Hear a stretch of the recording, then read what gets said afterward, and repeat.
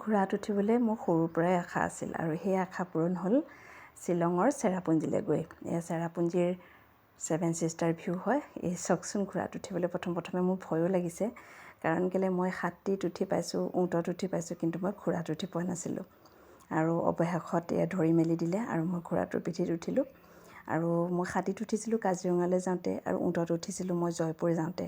আৰু ঘোঁৰাত উঠা আশা এটা আছিল, আৰু সেই আশাটো পূৰণ হ'ল মোৰ শ্বিলঙলৈ যাওঁতে। এয়া শ্বিলঙৰ 7 ছিষ্টাৰ ভিউ, খুব এটা ধুনীয়া ভিউ হয়। এই লোকেশ্যনটোত মানে আমি দুবাৰ গ'লোঁ, দুবাৰ গৈও আমি 7 ছিষ্টাৰ ভিউটো দেখিবলৈ সক্ষম নহ'লোঁ। আৰু 3বাৰত মানে পিছদিনাখন আমি ৰাতি থাকি পিছদিনাখন 6 বজাত যাওঁতে আমি এই ভিউ পইণ্টটো দেখিবলৈ পালোঁ। আৰু এইদৰে ঘোঁৰাত উঠি পেলাই ফটোশ্বুট কৰিলোঁ, ভিডিঅ' কৰিলোঁ দেই।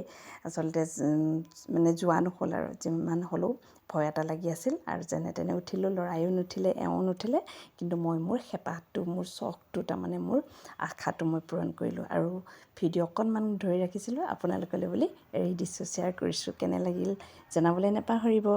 আজিলৈ এৰিছোঁ, বাই বাই।